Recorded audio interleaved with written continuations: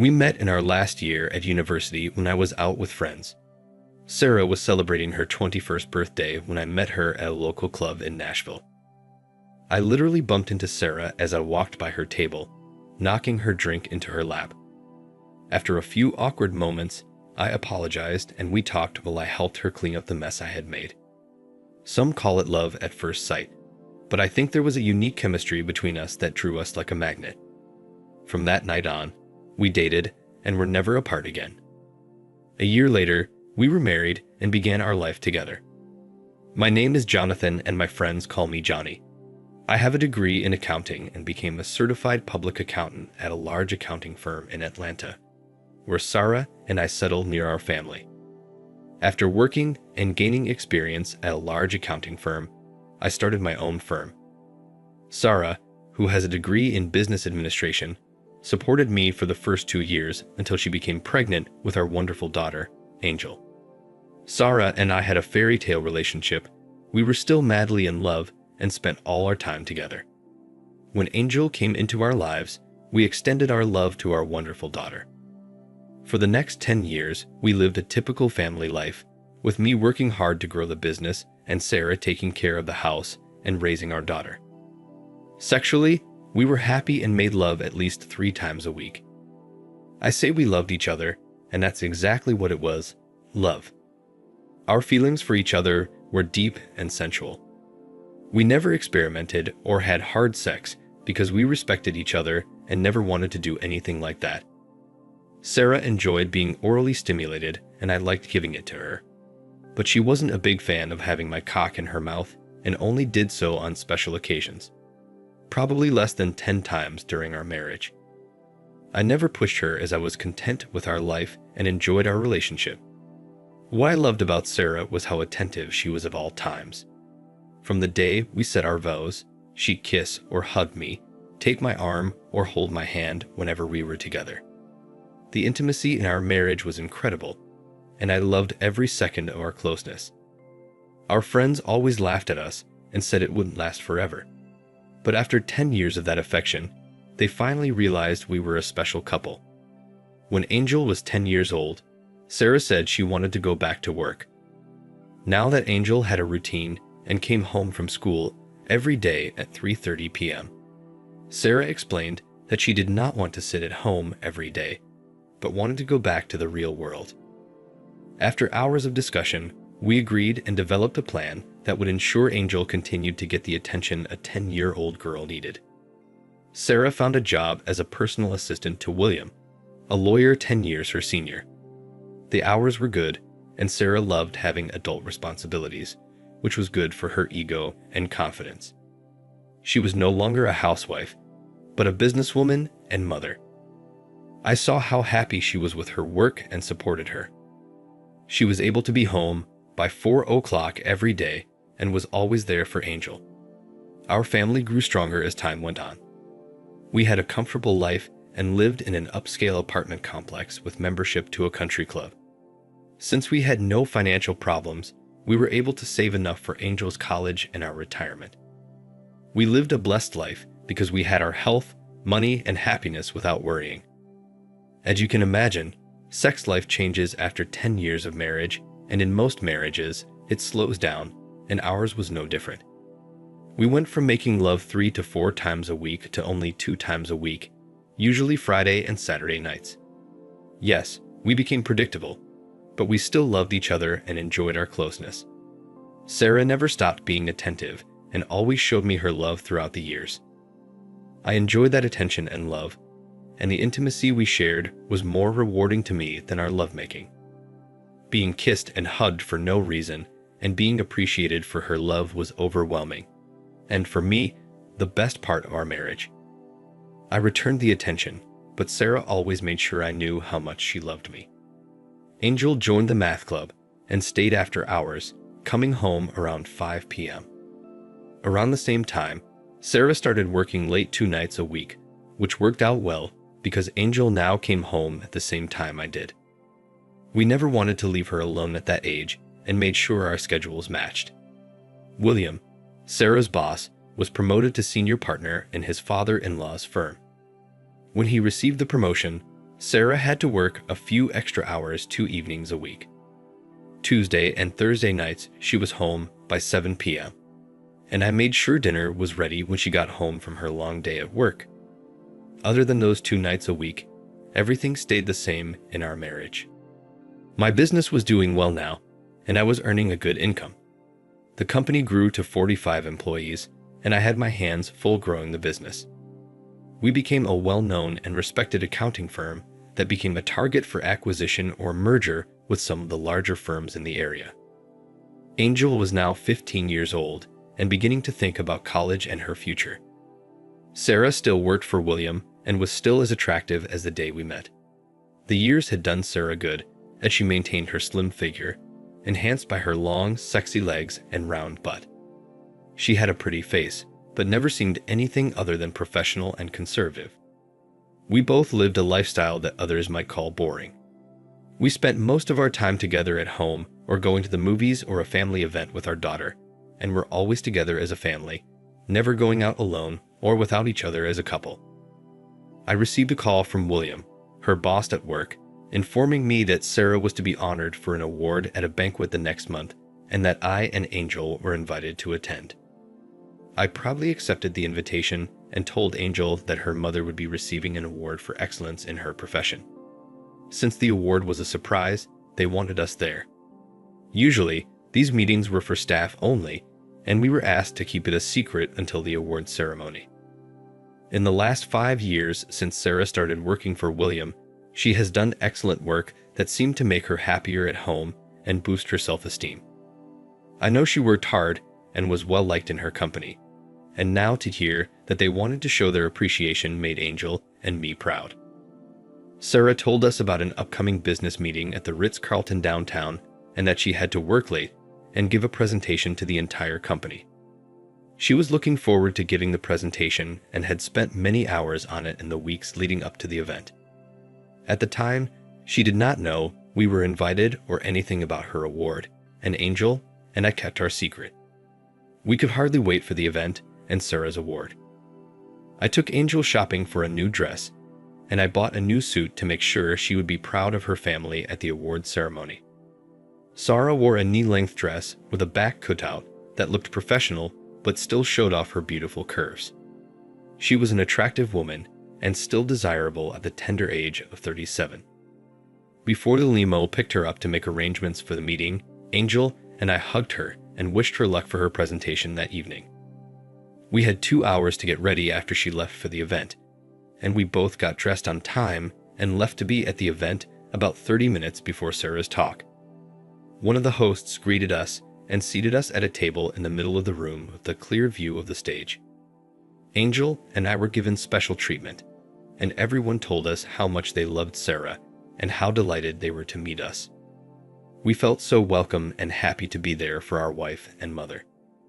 The lights in the audience dimmed as they began the introductions on stage. The spotlights flickered as the first speaker introduced the firm's founder, the CEO, and then William, the senior partner. William gave a brief speech about the company's successful year and then introduced Sarah, who was to share some of the past year's successes. Sarah came on stage looking as beautiful as ever, and I saw how proud Angel was when she saw her mother begin her presentation. In a professional and practiced voice, Sarah talked about the great year the company had had, their successes, and the future projects they were working towards. She spoke for about 10 minutes, and when she was done, she handed the stage back to William. But before she left, Williams took her in his arms and held her next to him as he spoke. Ladies and gentlemen, before Sarah leaves the stage, I would like to say a few words. Sarah and I have worked closely together over the past 5 years, and Sarah has become an integral part of our organization and my work life. I am convinced that without her, we would not have achieved some of the successes she has outlined today. It is my great honor to honor Sarah tonight with our highest honor, the Chairman's Club Award. This award is only given to employees who go far above and beyond the call of duty and are recognized for their commitment to the company. She received a large plaque and an envelope containing $10,000 award. With tears in her eyes, she accepted the check, hugged William, turned to the audience and thanked everyone. Angel and I had tears in our eyes because we were both so proud of her mother. The people at the table all hugged me, and it was one of our happiest evenings. We were both bubbling with pride and could not stop smiling. The lights came on and it was time for a drink. I took my daughter's glass and told her I'd be right back as I walked to one of the bars on the side of the room. The lines for drinks were long, and I saw an empty bar near the stage and walked over to get a double Jack and a soft drink for Angel. Feeling happy and generous, I smiled and threw $5 in the tip jar, took my drinks, and turned to go back to my table. It was at that moment my world imploded. On the way back, something caught my eye, and I turned to see what it was. Behind the curtains, protected from the gaze of others, a couple was hugging and kissing. I thought this was strange and out of place at such an event, but thought nothing more of it until I recognized the dress. It was the same dress Sarah had worn that night. I turned around once more and froze in place. The couple I was looking at was still engaged in a heartfelt kiss. The woman had her arms wrapped around the man's neck, and the man's hand was caressing her buttocks unhindered. The way they embraced made me realize that this was not the first time they had shared this intimacy. The couple obviously felt safe behind the curtain and allowed for intimate feelings. I felt like I was having an out-of-body experience as I watched the action. Still frozen, with 2 drinks in my hand and my mouth open, I watched the two until they finally separated and confirmed to me that it was indeed the love of my life, giving a very romantic kiss to her boss, William. At that moment, I dropped one of the drinks, which attracted the attention of the lovers. When she saw the man staring at her, I saw a shocked expression on her face. At that moment, I felt myself returning to my body and regaining my senses. I was speechless, feeling my stomach sink to the floor and a sudden deep pain in my heart. Not knowing what to do, I simply turned around and walked back to my table with the remaining drink in my hand. At the same time, Sarah came running after me and was just able to reach me before I reached our table. Honey, I just found out that you and Angel are here for the awards ceremony. Thanks for coming, sweetheart. What you just saw wasn't what it looked like, honey. We can talk later, okay? I just nodded and went to our table, where Sarah appeared and was congratulated by everyone. Angel gave her a big kiss and a hug and was so happy for her mother. I was still in shock and just sat there quietly with what I assumed was a sad expression on my face, not saying a word. Sarah said she had a few more things to do and would join us again soon. Angel noticed my change in attitude and tried to ask me what was wrong. I just shook my head and said nothing more for the rest of the evening. It was clear that I was distraught and no longer happy to be there for everyone around us. I know what I saw, and it was much more than a friendly kiss. In fact, Sarah and I had not kissed like that in years. Thinking back, it had been over 5 years since we had kissed so passionately. My brain began to work as I thought about those years and how things had changed. I knew there was going to be trouble, but at that point, I was not sure exactly what it was. We drove home while Angel and Sarah talked about the night and how proud she was of her mother. Still shocked by what I had seen, I said nothing and just drove home, lost in my own head. Both girls noticed my silence and tried to get me to talk, but I remained persistently silent.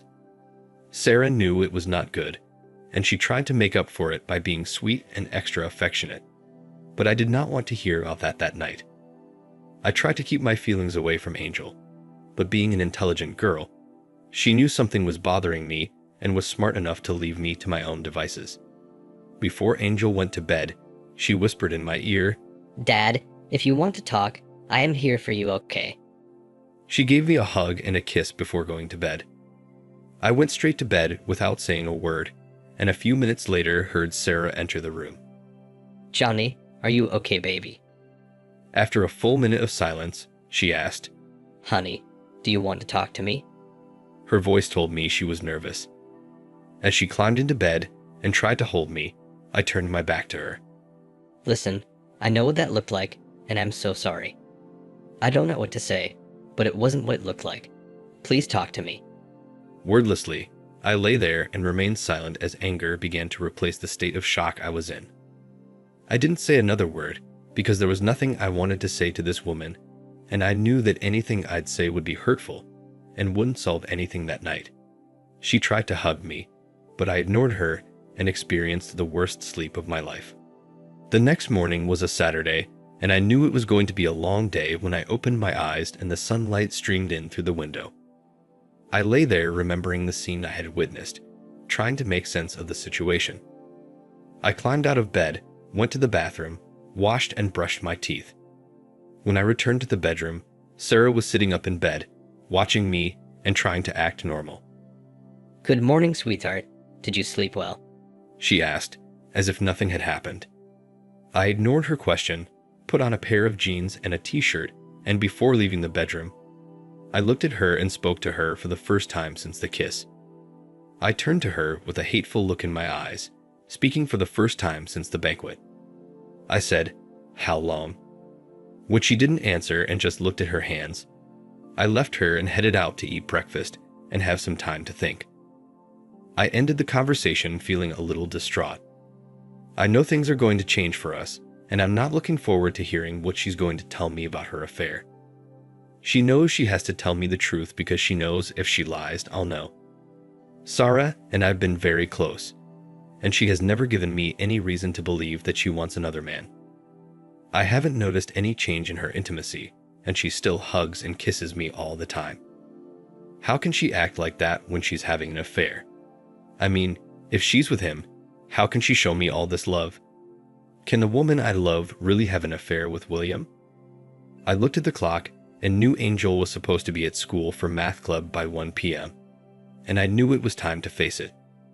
I drove home and found Sarah sitting on the patio with a cup of coffee, staring out at the lake.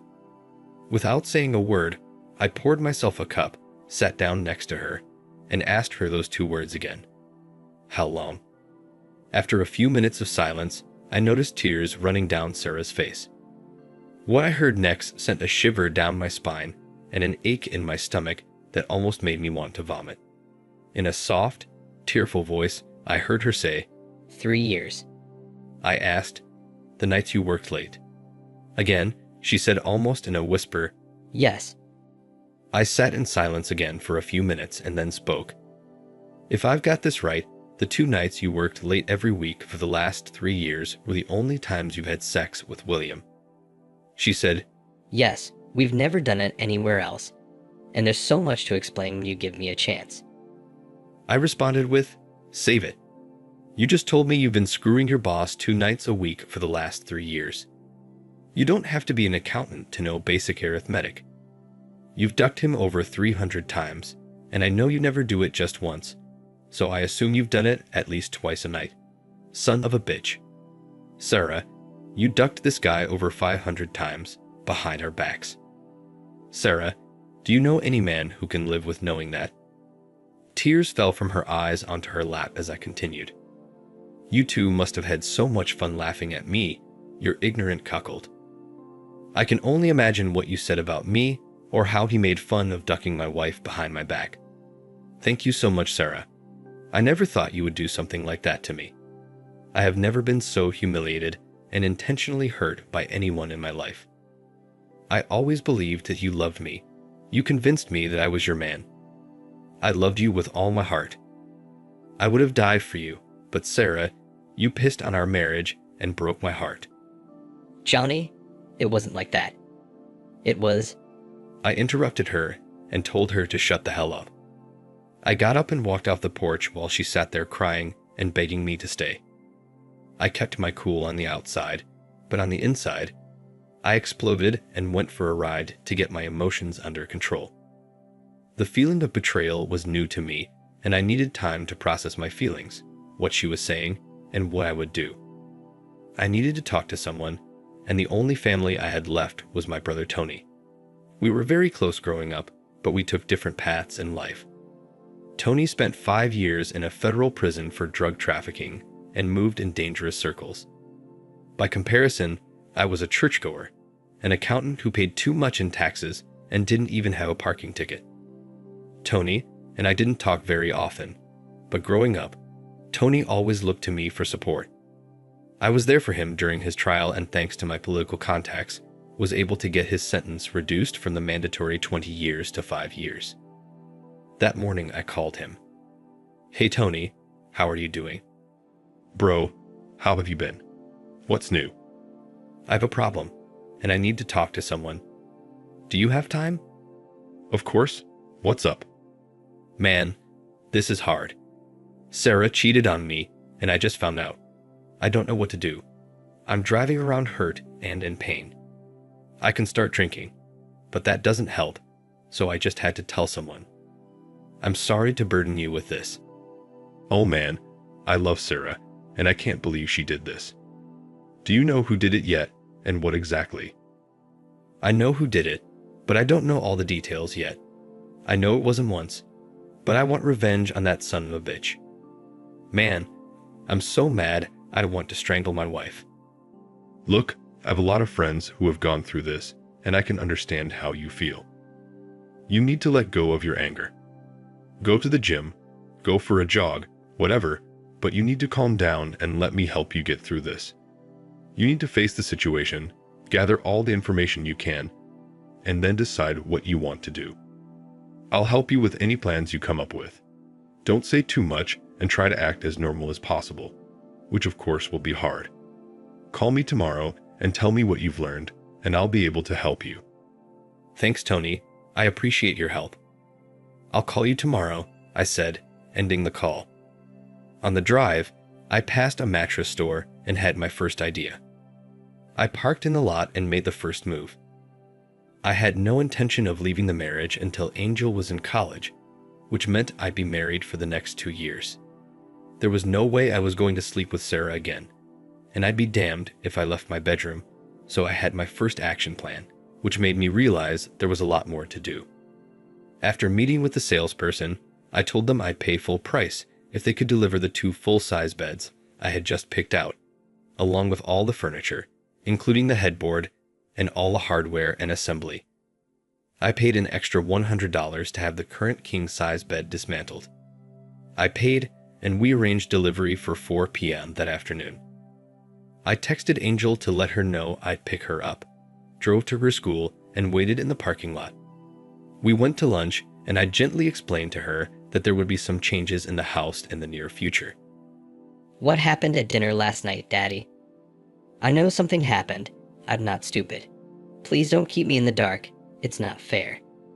You've always been honest with me, so please don't change. Okay, that's fair, and since it's going to be difficult, you have a right to know. I caught your mother and her boss kissing backstage. Dad, he was probably just congratulating her. Come on, you can't be that mad about a kiss. After I confronted her, she admitted that she's been having an affair with him for 3 years. That's something I can't fathom, and that's why our relationship has changed forever. Are you going to divorce her, Dad? Not yet. I'm still sorting it out, and we'll stay married, but it'll be different, and you have to be strong and not take sides. She's your mother and she loves you, and that's between her and me. You have been a blessing to us and a perfect daughter. I don't want your life to change just because your parents made mistakes. But I ask you not to judge us and just know that we love you more than anything. She was crying now and told me she knew it hurt me. I didn't want her to feel bad, but she was right. She needs to know why life is changing in our house. Sarah was surprised to see us come home together, and she could tell by the look on Angel's face that I had told her. Angel gave her a nasty look and went into her room without saying a word to her mother. You told her. She knew something was wrong, and she has a right to know. Things are going to change for us, and she should understand why. You can explain it to her when she gets over the shock. What do you mean things are going to change? You're not going to divorce me, are you? Not now. I want to see how things turn out, and besides, I wouldn't do that to Angel. Things are definitely going to change starting today. Johnny, you have to let me explain what happened and try to understand. You're my husband, and I love you. Well, you willingly ducked William over 500 times behind my back. That's about it. Sarah, I don't know what you can say that a self-respecting man could accept. Do you really think I'm such a weak man? Obviously, You haven't thought this through. You know, what breaks my heart is that I can no longer enjoy the intimacy I used to love and look forward to. I'll never go to bed with you again, and I'll miss making love to you, but not as much as your little kisses and hugs. This is going to hurt me a lot. Other changes are inevitable since you broke your marriage vows and our marriage contract. Like you, I'll no longer be faithful to you and will look for other lovers. Of course, I've never thought of doing that before, so it might be a while before I meet some nice women. You can keep seeing your lover because you'll never get anything from me again. It was as if she had received a blow on the head and physically withdrew from my remarks. She lost her balance and dropped onto the couch, startled. Sarah had obviously not realized the consequences of her adultery. Johnny, you must not see other women. That would destroy me, and I will not let that happen. I love you. What happened is not like that. I know it sounds bad, but let me try to explain. Sarah, 500 fucks behind my back, and suddenly you realize that your whorish behavior could have consequences. Yes, Sarah, you changed everything. Do not forget that all this happened because of your cheating, lying, and infidelity. At that moment, the bell rang at the right time because the surprises continued. I let the installers in and showed them the bed that was to be removed. They set to work and began to dismantle it. What's going on here? Who are these men? Well, Sarah, since I'm never going to sleep in the same bed with you again, I thought it wouldn't be fair for either of us to move into the guest room, so I bought 2 big beds. Right now, our bed is being removed and then the new beds will be put up. There's a 90 sleeper swap for your mattress, so if you don't like the one I bought for you, you have 3 months to pick one you like. We're going to sleep in separate beds. Yes, it's not fair for either of us to give up our wonderful bedroom. Since we won't be intimate, I definitely don't want you in my bed. I can't believe you're doing all this. Yeah, and I can't believe you ducked your boss 500 times behind my back, so we're even. I said as I watched the men remove the bed we had enjoyed for so many years, with feelings of pain and regret. Regret that I was married to a cheating slut. The next day, I called my brother and our conversation went like, Tony, I can't believe what I've learned. My wife, Sarah, has been sleeping with her boss twice a week for the last 3 years. The way I see it, she screwed the guy over 500 times behind my back. I must be the blindest man in the world. She has humiliated me in ways I can't even imagine, and I don't even know what to do. Who is this guy? Her boss, William Aston. That sucks. Sorry, bro. What do you want to happen? I want him to suffer, and I want him to suffer in the worst way possible. This guy ducked my wife for years and sent her to my bed. He cuckolded me and humiliated me for 3 years, and I can't live with that. What about Sarah? She's dead to me. I'm going to divorce her when Angel is in college and destroy her before I leave. Right now, she's going to live a lonely life because I'm shutting her down. If she tries to divorce me before Angel goes to school, I'll ruin her career and expose her depravity in front of everyone. Dude, you're in trouble. If you want, I'll take care of Mr. Aston, and you take care of things at home and try to keep it all together. Tony, I don't want you to get in trouble, so don't do anything you could get arrested for. Do you understand me? Sure, brother. Don't worry about it. We'll talk again soon. The following weeks were stressful at home. Sarah tried to engage me in conversation, but I refused to answer her more than a word or two. I could tell she was frustrated and tried to help me forgive her, but I was still hurt, angry, and unyielding. I buried myself in work, came home late every night, and wasn't home on the weekends. Tensions were high, and everyone was walking on eggshells waiting for me to explode. When I came home one night after a long day at work, I found Sarah in her bed waiting to talk to me. After all these years of sleeping with the only woman I loved, I was now sleeping in a bed just a few feet away from my Sarah's. It was sad, and I wasn't sure how I was going to do this for the next 2 years until Angel left for university. After my shower, and as I lay down in my bed, she spoke. Johnny, how was your day? Good, was all I said. Johnny, I've been thinking, and I want to discuss some things with you and see what you think. I know you want nothing to do with me, but I still love you, and I want to try to make things better, even if it's just small steps. I've been thinking that maybe I should quit my job. We really don't need the extra money, and I can spend time being here for you. What do you think, baby?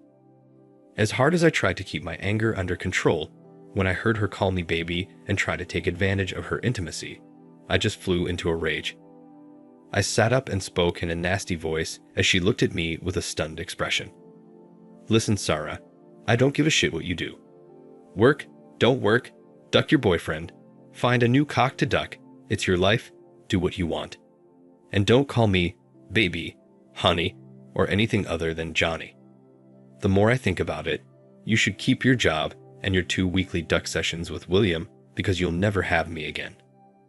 I said with tears in my eyes as I rolled over and laid my head on the pillow.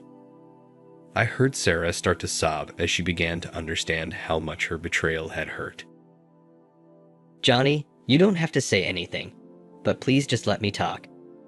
I can't tell you how bad I feel and how sorry I am to have done this to you. I want you to know that I never stopped loving you. The pain I've caused is beyond anything I could have ever dreamed. Not being able to touch you, kiss you, or hug you is killing me. The coldness I feel from you has broken my heart. Yes, I miss you in bed, but I can't live without your touch and love. I don't know what to do or how to fix this, but I don't want to lose you. Please know that I'm here when you're ready to talk or ask something, and I'm ready to tell you everything. Johnny, the tensions in the house are toxic, and I'm afraid they're getting to Angel too. She's spending more and more time with her friends and doesn't want to be here anymore. I was thinking that maybe we could do some counseling to find a way to live together without this hatred. Would that be something you'd consider? I don't expect an answer, but think about it. If not for me, then for Angel. I know it's my fault, but it's not fair to her. She'll be gone in a few years, and we don't want her to spend her last years in a hateful house. I sighed and realized she was right. Angel was living through this nightmare, and it was not fair. After a few seconds, and to Sarah's complete shock, I answer her. Okay, make an appointment, and I'll go. But let me be clear, I'm doing this for Angel, not you. Sarah smiled and felt that she had made some progress. Her tears were now tears of happiness. In fact, the next evening, Sarah told me she had found a therapist and would meet with her alone the next day. She said we had set up a couples meeting for Friday at 3 p.m. I knew Sarah was right, and if I did not want to spend 2 years divorcing her, we had to find a way to live in peace. Angel was all excited when she heard we were going to counseling and hoped there would be a way to get her family back. She smiled for the first time in weeks when Sarah told her. Johnny, Angel is so glad you agreed to couples counseling. You should have seen her smile when I told her. She said that night when I got home from work. I went to dinner alone every night after work because I did not want to spend time with Sarah. The problem was that I also missed my Angel and wanted to find a way to be home for her. I missed her smile, her hugs, and her calling me daddy. Sarah went to her solo counseling session and was wiped out that evening. When I got home, I found that she had been crying, and I realized that it was probably hard to tell someone that they had cheated on our family for years. Somehow, I had no sympathy or compassion for the woman who had broken my heart. My brother Tony called me later that week to tell me what was going on. He explained that he was still owed some favors from his former acquaintances, and that the debt they owed him was not in cash, but in favors for what he had done for them. He told me not to bother, that everything was in control. After contacting one of his associates, Tony explained the situation. They understood and told him they would take care of it and let him know when it was done. Tony explained that they did want to hurt him, and they wanted to leave it so he would remember it for the rest of his life. He left it in their hands, and he knew it was not going to be pretty. Tony gave them the man's name, the place where he worked, and his phone number. That was all they needed. I guess when Sarah told William that I had found out about their affair, he was heartbroken. He loved Sarah and the way she made him feel. Apparently, They considered themselves a couple when they were together and shared their love during that brief time alone. After their affair became a habit, neither of them believed that their few hours a week could hurt anyone. They were simply two friends spending some time together. Both believed that their spouses never gave up anything or missed their love and time. It was only a few hours a week, and neither spouse missed their short time together. It was the perfect relationship that gave them the excitement and extra love that had been blunted by many years of marriage. After meeting Dr. Winters, the counselor, we began our session. It went exactly as I expected, and I listened as the counselor began the conversation. Johnny, Sarah, and I met this week, and she explained everything to me, and I explained to her how things work in our sessions. I thank you for coming and trying to find a way back. Please be honest with your answers and understand that everything that is said here stays here.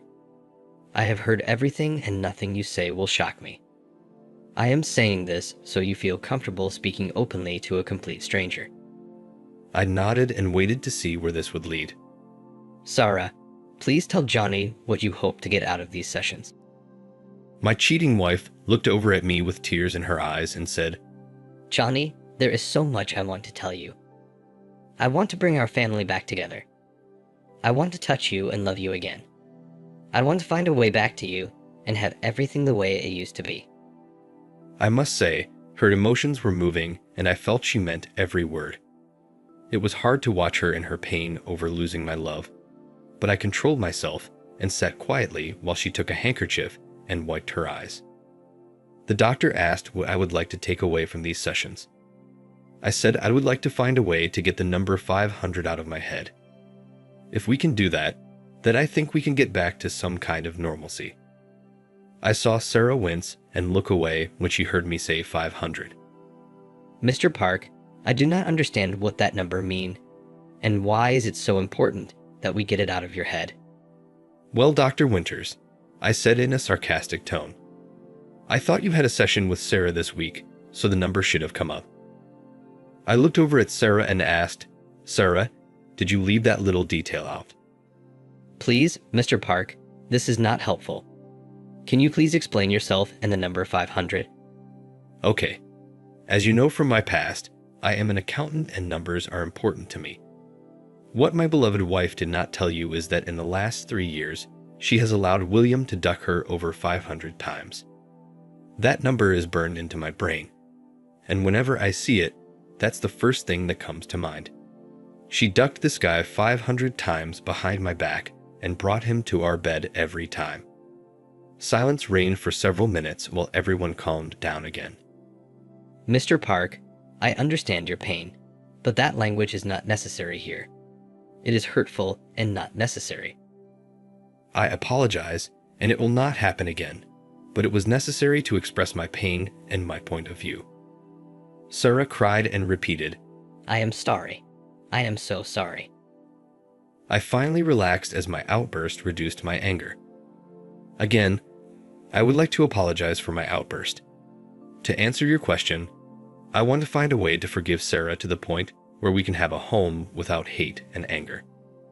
We have a daughter who does not deserve to suffer the consequences of my wife's affair. I want to find a way to live together in peace. Thank you, Mr. Park. Over the next few weeks, I managed to speak in a friendly tone without the venom. Things at home were much better, not good, but better. Angel was home more often. We went out to eat, went to the movies, went out with friends, and tried to be a normal couple. The only problem is that everyone noticed that there was no intimacy between us at all. I never held her hand, we never kissed, and I never let her hug or touch me. Several friends asked Sarah what was wrong because our affection was the exact opposite of what everyone had seen in the last 15 years. It was obvious that we were having a hard time, but we kept going. 2 weeks after my first couples session, there was an intrusion at William's home. Some men came in, and without wasting too much time, and without disclosing the reason behind their coming, they gave him a nice beating in the presence of his wife and left immediately. He was later taken to the hospital. When Sarah heard about William's incident, she was thunderstruck. Sarah knew that I wanted revenge and was somehow involved. That night, When she told me how someone had broken into her boss house and attacked him, she watched for a reaction. She saw a small grin flit across my face as I replied. "Wow, that's something," was all I said as I continued to read the book in front of me. Is that all you have to say? Her tone and comment struck a nerve as I looked up and glared at her. "Oh, I am so sorry your lover got hurt. Do you want me to send him flowers, or should we go see him, Perling?" She looked away and the conversation ended. Sarah knew that I was somehow responsible for this, and that if I showed remorse for caring about William, all the progress we had made would be over. Earlier that week, I received a text from Tony with a thumbs up emoji. That was our last contact for several months after things cooled down. I wondered if the police would find out about their affair and question me about the attack, but that did not happen.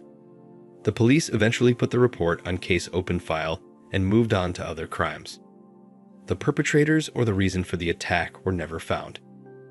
A few months had passed, and as I had promised, I began dating and going out late. After Sarah quizzed me a few times about my activities, she realized that she should mind her own business and not cause any problems. I clarified that we were husband and wife in name only and were living together for the sake of our daughter. We eventually found a way to remain civil to each other, and our family life was going well. Sarah finally understood how badly she hurt her husband, and there was nothing she could do about it. I kept the family together by letting her know that I would inform her family and friends about her affair and make her life hell if she filed for divorce before Angel went off to college. Sarah was still married, but alone. She had no one to give her love to, which she lived for. Giving hugs, kisses, and love was something that defined her, and the two men she gave that to were now lost. She continued to work and live a life of sadness, and knowing that her husband was enjoying himself with another woman made everything much worse. Counseling helped her, but she went alone because I knew I could never forget the terrible betrayal. She had done it to herself. Her vanity, selfishness, and stupidity had destroyed her marriage and the man she loved. She found no sympathy in Angel, who still loved her mother, but every time she complained about her father, she reminded her that she had done it to herself. Angel kept telling her how much her father loved her and how dejected I was that night when I saw her with another man. Angel would never forgive her mother for hurting her father like that, but she would always love her mother. After Angel left for college, I came home one day with the divorce papers. A year earlier, I had considered ruining the finances and destroying Sarah, but I relented and split things evenly. Over the course of the last 2 years, I forgave her, but the love I had once felt was gone forever. Sarah was not shocked by the divorce papers and signed them without protest. She knew she had destroyed everything and thrown away my love. But somehow, she was relieved that maybe she could start a new life. She had learned her lesson and would never cheat again.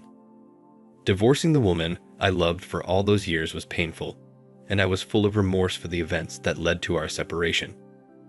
I wished I could take it all back or find a way to forgive her, but as hard as I tried, I could never get that 500 number out of my head. We sold the house and split the equity. I moved in with Trisha, a dancer 15 years younger that I had been dating. With my confidence and happiness restored, I was finally at peace. Sarah never lost hope for reconciliation and cried for weeks after hearing of my wedding to another woman. She could never forgive herself when she thought about the lives her selfishness and hubris had damaged. She dated a few men, but could never find the love she had lost. She gained weight, her looks faded, and she became a bitter, lonely woman.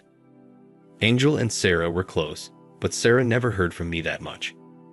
She would never again experience the love she had with her wonderful husband, and lived with the pain she'd had given to so many loved ones. I made sure Angel's college was funded and cared for. She became a psychologist with a need to help others. She's married and has a wonderful life. The lessons I learned from this is, close the window that hurts you no matter how beautiful it is. Thanks for watching. Subscribe to the channel for more stories like this.